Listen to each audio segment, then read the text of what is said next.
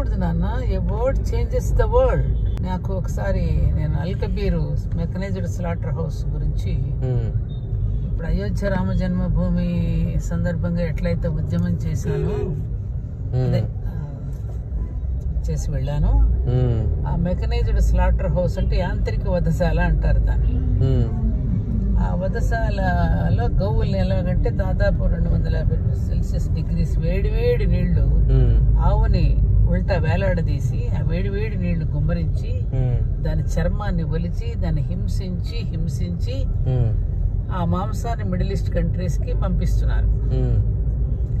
ఆ సందర్భంలో నేను ఒక ఓత్ తీసుకునేమనంటే, నేను నిరాహారంగా ఈ గోవులని ఈ మెకనైజ్డ్ స్లాటర్ హౌస్ ఇక్కడ ఎత్తేసేంత వరకు నేను తీసుకుంటానని కేవలం ద్రవాహారం మాత్రమే తీసుకుని 3 నెలలు మొత్తం అప్పుడు అయోధ్య అప్పుడు ఎలా పర్యటించానో అప్పుడు 3 నెలలు అలా పర్యటించి వచ్చాను. ఆ సందర్భంగా నేను అక్కడ గణేష్ గడ్డ అని మనం వెళుతూ ఉంటే రుద్రారం, ఈ మెకనైజ్డ్ స్లాటర్ హౌస్ రుద్రారంలో ఉండేది. అప్పుడు పెద్ద పోలీసులను పహారా పెట్టారు అక్కడ ఎవరిని వెళ్ళనివ్వకుండా ఈ ఉద్యమం చేస్తున్న సమయంలో. అప్పుడేం జరిగిందంటే ఒక పహారా కాస్తుంటే ఒక బస్సులో నేను, గుండేరావు గారు, ఇంకా కొంతమంది ఉన్నారు నాతో పాటు వ్యక్తులు, మన రాజు, మన డాక్టర్ కిషన్ రావు గారు, మన వాళ్ళంతా ఉన్నారు.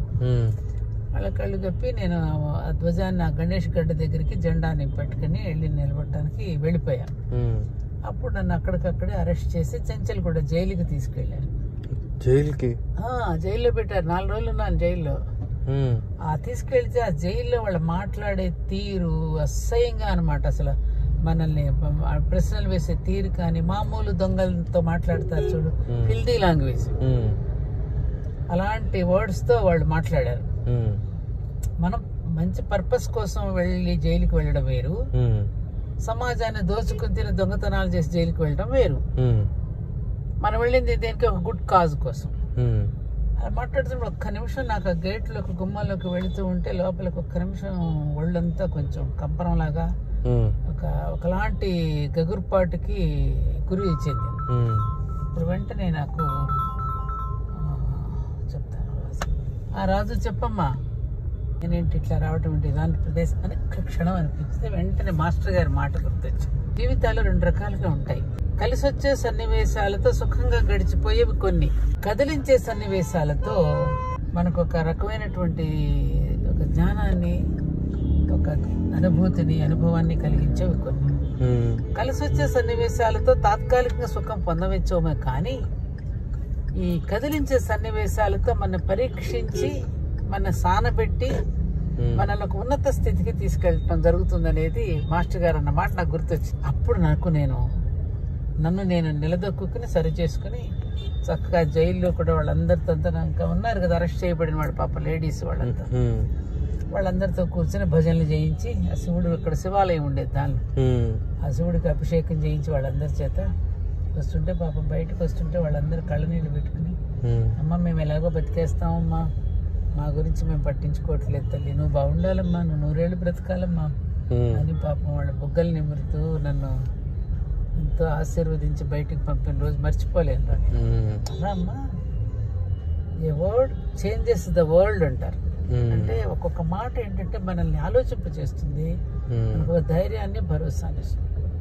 అక్కడక్కడ జరుగుతాయి కదా కొన్ని సన్నివేశాల్లో.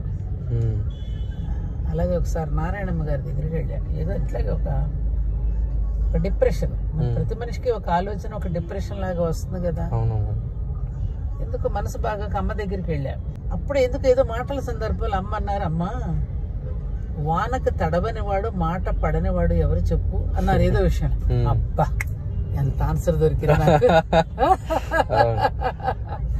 వానకు తడవనివాడు మాట పడనివాడు, అబ్బా ఎంత బాగుంది, ఇంకేంటి ఆన్సర్ దొరికేసింది, ఇంకా డిప్రెషన్ పోయిందా. అలాగే ఇంకా పెద్దవాళ్ళు చెప్తారు చూడండి కొన్ని మాటలు, కాళ్ళు తడవకుండా సముద్రాన్ని దాటవచ్చునేమో కానీ కళ్ళు తడవకుండా జీవితాన్ని దాటలేము. అనుభవపూర్వకమైన మాటలు నాన్న ఇవన్నీ కూడా. ఎందుకంటే పెద్దలు మనకు అనుభవపూర్వకంగా వచ్చినటువంటి సామెతలు మన జీవితాలనే మార్చేస్తాయి. అమ్మమ్మ నాకు ఒకటి అనిపించింది, మీరు జాగ్రత్త, ఇక్కడ ట్రాఫిక్ కొంచెం ఎక్కువ ఉంటుంది. మీరు అక్కడ జైలుకి వెళ్ళాను అన్నారు కదా, పాపం ఆ శివుడు అభిషేకం చేయించుకోవడం కోసం పిలిచినట్టుంది. అక్కడ ఎవరు చేయట్లేదేమో స్నానం పాపం ఆయనకి. చేసుకుంటారు. చాలా అద్భుతాలు ఇలాంటివన్నీ జీవితంలో సన్నివేశాలు కొన్ని. అప్పుడప్పుడు అనిపిస్తుంది ఒక బుక్ రాస్తే బాగుంటుందేమో మర్చిపోకుండా అని, కానీ మళ్ళీ ఒళ్ళొంగదు.